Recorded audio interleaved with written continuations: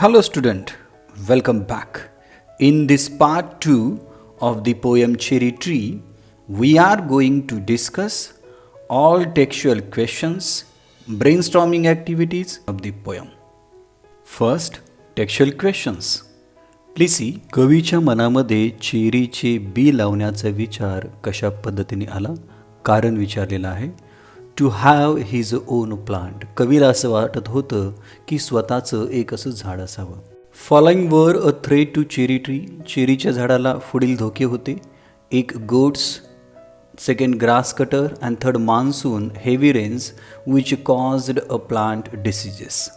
पहिला आहे शेळी, दुसरा गवत कापणारा व्यक्ती आणि मान्सूनमुळे त्या झाडामध्ये सुद्धा काही रोग निर्माण झालेले होते. State whether the following statements are true or false. दिलेले वाक्य चूक किंवा बरोबर सांगा. First, they destroy the cherry tree. Answer false. Nobody destroy the cherry tree. They just damaged the cherry tree. Not, it grew very well. Second, the cherry tree had an instinct to survive. चेरीच्या झाडामध्ये जगण्याची एक उमेद होती. True sentence. Third, the blossoms are fragile. True sentence. जो मोहर आलेला होता तो अत्यंत नाजूक होता.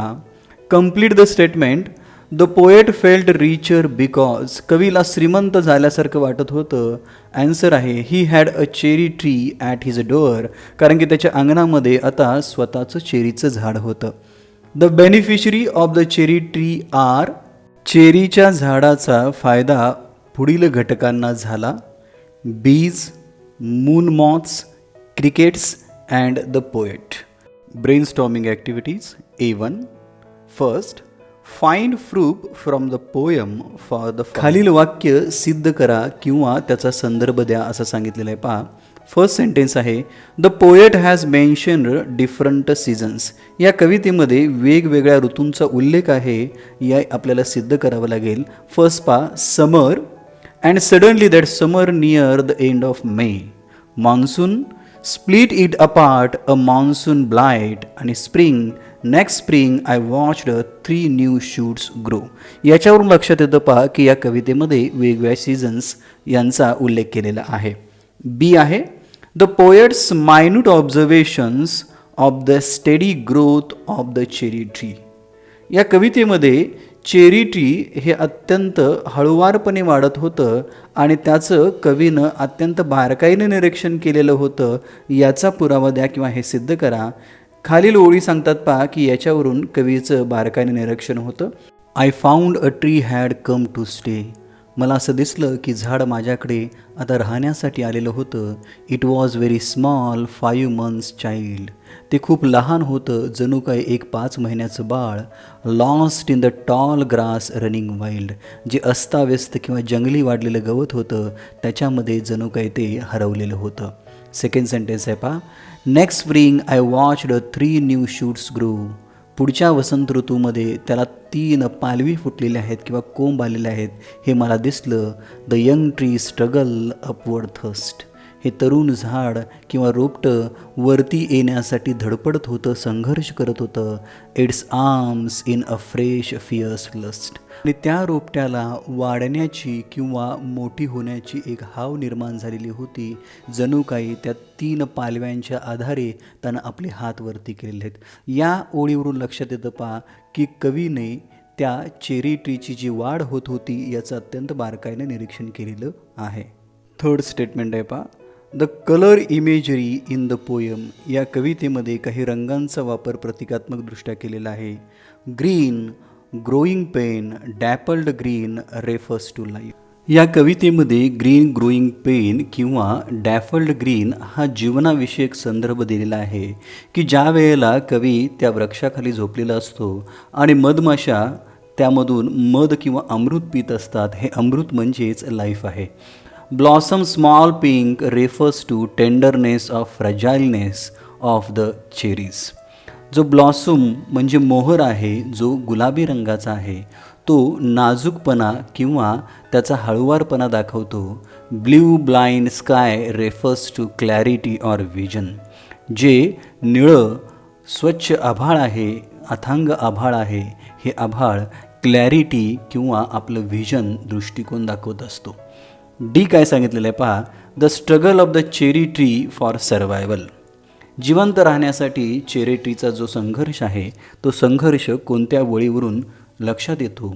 The young tree struggle upward thrust its arm in a fresh fierce lust for the light and air and sun. Second stanza आहे यातला, goats ate the leaves the grass cutter scythe split it apart a monsoon blight shrivel the slender stem even so. म्हणजे या ओळींच्यावरून त्याच्या आयुष्यातला संघर्ष हा व्यक्त होतो.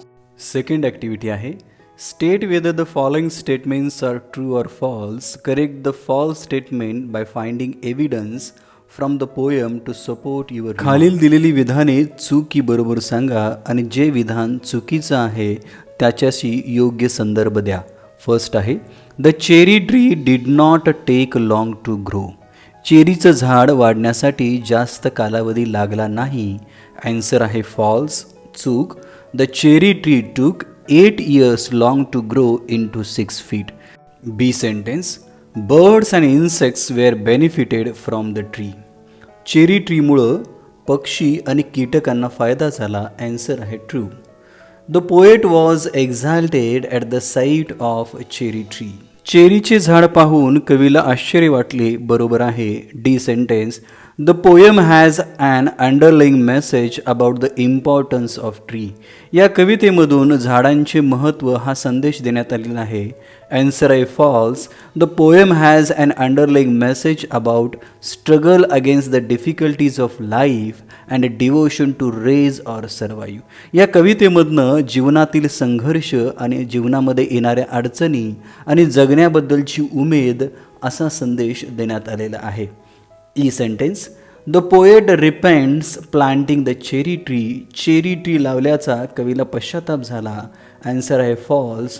The poet pleased to watch and praise the planting the cherry tree.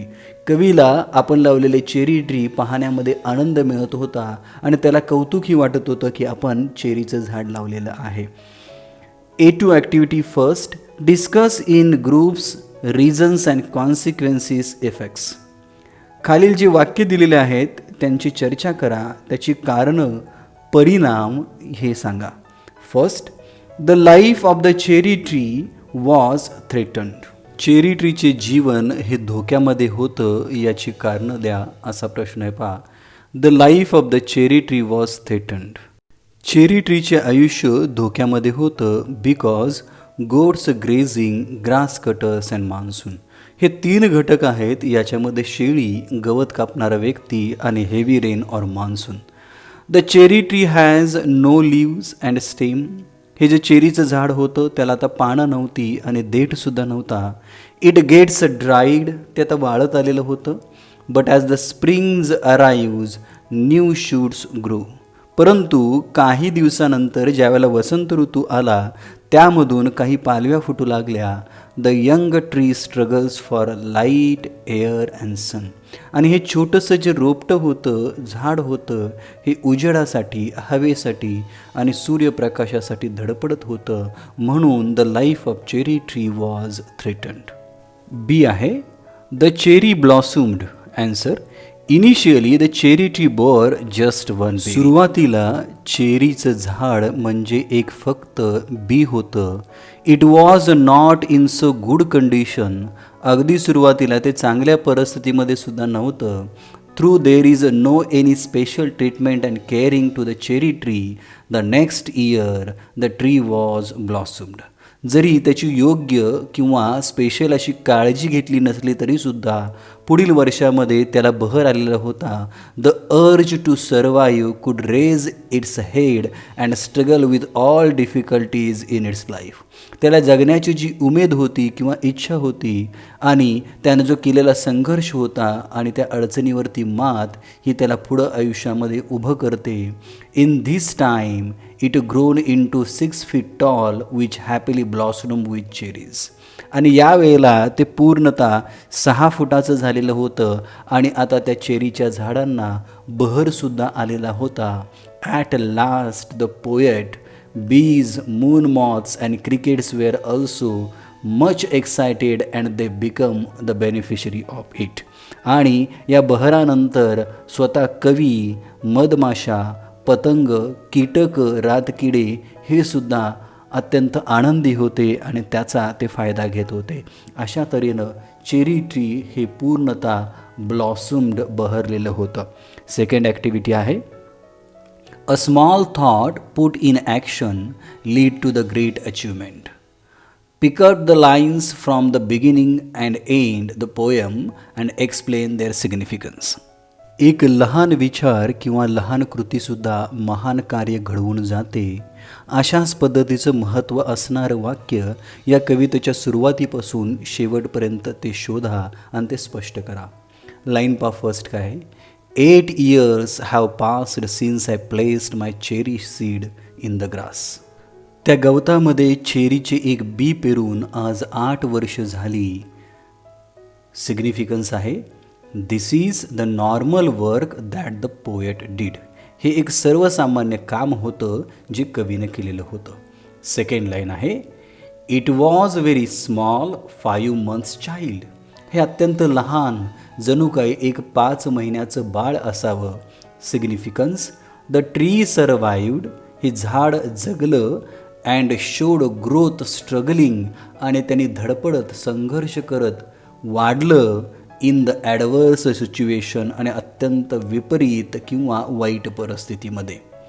Third line आहे next spring I watched 3 new shoots grow. पुढील वसंत ऋतूमध्ये 3 नवीन कोंब किंवा पालवी फुटलेलं मला दिसलं. याचं सिग्निफिकन्स आहे the progress of the tree continues. एवढ्या अवघड परिस्थितीमध्ये सुद्धा ते झाड जगत होतं किंवा वाढत होतं. चौथी ओळ आहे but richer by a cherry tree at my door. माझ्या झाडामध्ये जे चेरीचं झाड होतं त्याच्यामुळं मी खूप श्रीमंत झालेलं होतो. सिग्निफिकन्स आहे glorifies the importance of the tree considering himself the rich due to tree. आपल्या दारामध्ये असणारं जे झाड होतं चेरीचं त्याच्यामुळं कवी स्वतःला अत्यंत श्रीमंत समजत होता, नशीबवान समजत होता. लास्ट सेंटेन्स आहे that small the cherry grown by me. ते लहान चेरीचं झाड जे मी वाढवलेलं होतं. Great achievement as the tree survived and stayed. ही एक मोठी अचीवमेंट होती, संपादन होतं की हे झाड जगलं आणि या ठिकाणी वाढलं. Activity 3 the cherry tree has inspired the poet to compose the poem. चेरीच्या झाडाने कवीला कविता तयार करण्यास प्रेरित केले. Such poems describing nature or aspect of nature called nature poems. अशा ज्या कविता आहेत ज्याच्यामध्ये निसर्ग किंवा निसर्गाचे विविध पैलू यांचं वर्णन केलं जातं त्यांना निसर्ग कविता असं म्हटलं जातं. Find out some expressions from the poem that bring out elements of beauty of nature. या कवितेच्या माध्यमातून अशी वाक्य शोधा की जे निसर्गाच्या सौंदर्याचं वर्णन करतात आणि याच्यावरून लक्षात येतं की ही एक नेचर पोयम आहे. Please see the answer. In the poem, the following references show the elements of beauty of nature. कवितेमधील खालील ओळी ह्या निसर्गावरती आधारित आहेत ज्या नेचर पोएम्स याच्या संदर्भात सांगता येतील. Please see. First, next spring I watched 3 new shoots grow. Second, made a miracle from a green growing pen. Third, but richer by a cherry tree at my door. Fourth, ripened and jeweled in the sun. Fifth, and the next year there were blossoms, small, pink, fragile, quick to fall. And sixth, while bees in an ecstasy drank dash in the sky. It means all the sentence shows the elements of beauty of nature. वरील सर्व वाक्यांच्यावरून निसर्ग सौंदर्याचं वर्णन केलेलं आहे. A4 activity आहे पहा. First, read the line, notice the arrangement of the words in the line. Pink, fragile, quick to fall. काय सांगता येईल पहा. They move from healthy to delicate. या ओळीमध्ये आपल्याला असे वर्णन सापडतं की ते जे झाड आहे ते अत्यंत सशक्त होतं आणि नंतरच्या काळामध्ये त्याच्यावरती नाजूकपणा आला. This figure of speech is called climax. आणि याला उत्कट बिंदू किंवा क्लायमॅक्स असं म्हटलं जातं. Where successive words, phrases, sentences are arranged in ascending order of importance. एखाद्या वाक्यामध्ये किंवा कवितेच्या ओळीमध्ये शब्द, फ्रेज किंवा वाक्य हे असेंडिंग ऑर्डरमध्ये त्याच्या महत्त्वानुसार क्रमाने लावले जातात. Here the cherry blossoms turns. या ठिकाणी चेरीचं जे झाड होतं किंवा मोहर होता हा गुलाबी रंगामध्ये परिवर्तित झाला. Ripens and is ready to be picked. परिपक्व झालेला हा मोहर आता फळ स्वरूपामध्ये सुद्धा तयार आहे. ब्रेनस्टॉर्मिंगमधली A5 ॲक्टिव्हिटी आहे पहा. First, cherry tree is narrative poem. Cherry tree ही कविता कथनात्मक आहे. Features that make it a narrative poem are given below. या कवितेमधले जे महत्त्वाचे घटक आहेत जे या कवितेला कथनात्मक कविता बनवतात ते खाली दिलेले आहेत. Justify them with the proper example. या कवितेतली काही उदाहरणं सांगा जेणेकरून ही कथनात्मक कविता आहे हे सिद्ध होईल. फर्स्ट पॉईंट आहे पहा. A, the poem has a beginning, a middle and end. या कवितेला योग्य अशी सुरुवात, मध्य आणि शेवट आहे. कोणत्यावरून आपल्या लक्षात येतं? It is a narrative poem which carries a story of the cherry tree and it is divided in two. It is begins with a planting of a cherry seed. या कवितेची सुरुवात चेरी बी लावण्यापासून होते. It survives overcoming and adversities. ते जिवंत राहतं वेगवेगळ्या कठीण गोष्टीमधून, कठीण परिस्थितीमधून. At the end blossoms. आणि सरते शेवटी ते बहरतं. म्हणजे या कवितेला योग्य अशी सुरुवात, मध्य आणि शेवट आहे. बी पॉईंट आहे पहा. Different places are mentioned. या कवितेमध्ये वेगवेगळ्या ठिकाणांचा संदर्भ दिलेला आहे. कशावरून स्पष्ट होतं? The poem moves between various places. ही कवितेमध्ये वेगवेगळी ठिकाणं यांचा उल्लेख आहे. In different time. आणि याच्यामध्ये वेगवेगळ्या वेळासुद्धा दिलेल्या आहेत. The poet's residence, garden and Kashmir. ही कविता कुठे कुठे घडते तर कवीच्या घराच्या बाहेर, बागेमध्ये आणि काश्मीरचा सुद्धा उल्लेख आहे. सी पॉईंट आहे. Characters are referred to. या कवितेमध्ये काही पात्र आहेत. या पात्रांच्या माध्यमातून सुद्धा ही कथनात्मक कविता आहे हे स्पष्ट होतं. The central character of the poem is a cherry tree. या कवितेमधलं प्रमुख पात्र आहे cherry tree.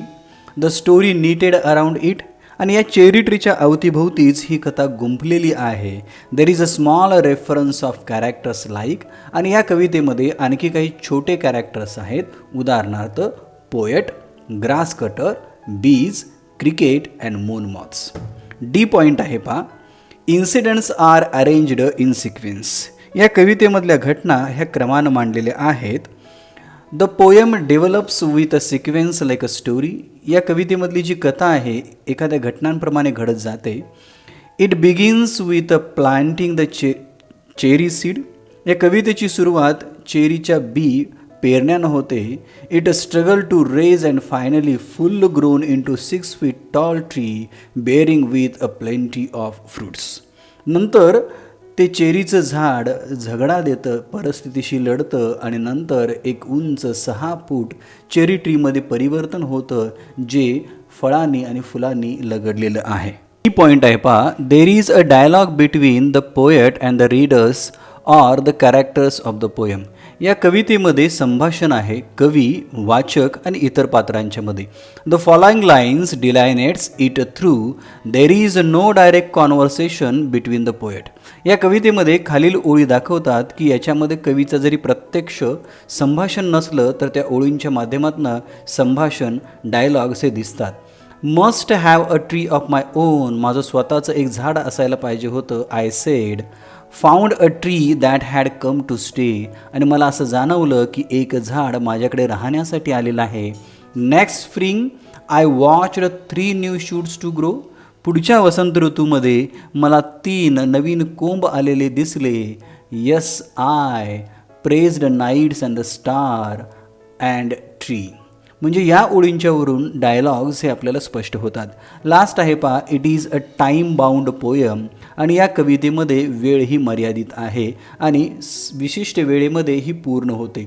The poem shows between certain times, या कवितेमध्ये विशिष्ट वेळ दाखवलेली आहे. It started with sowing seeds, या कवितेची सुरुवात बी पेरण्याने होते, to full grown up tree, आणि नंतर शेवट हा पूर्ण झाड तयार झालेले असते. It deals with a particular time of the year, season showed different changes in atmosphere and the tree. या कवितेमध्ये विशिष्ट साल, सीझन आणि वेगवेगळ्या वेळा दाखवलेल्या आहेत, ज्याच्या माध्यमातून हे झाड पूर्णपणे वाढलेलं दिसतं. या प्रकारे आपल्याला पॉईंट्सच्या आधारे असं स्पष्ट करता येतं ही प्रस्तुत कविता ही नॅरेटिव्ह टाईप पोयम आहे. Students, 2.1 cherry tree याच्यावरचे textual questions आणि ब्रेन स्टॉर्मिंग ॲक्टिव्हिटीज या ठिकाणी संपतात. मला अशी अपेक्षा आहे की हा व्हिडिओ तुम्हाला आवडला असेल आणि हा टॉपिकसुद्धा नक्की समजला असेल. जरी या टॉपिकवरती काही क्वेरीज असतील तर तुम्ही मला कमेंट सेक्शनमध्ये लिहून कळवू शकता. तिसऱ्या पार्टमध्ये याच्यावरचे महत्त्वाचे म्हणजे फिगर ऑफ स्पीच आणि ॲप्रिसिएशन आपण पाहणार आहे. So don't forget to subscribe and also click the bell button to get all the updates of our videos. Till then, keep watching, keep sharing English with Shirgave sir. Thank you very much.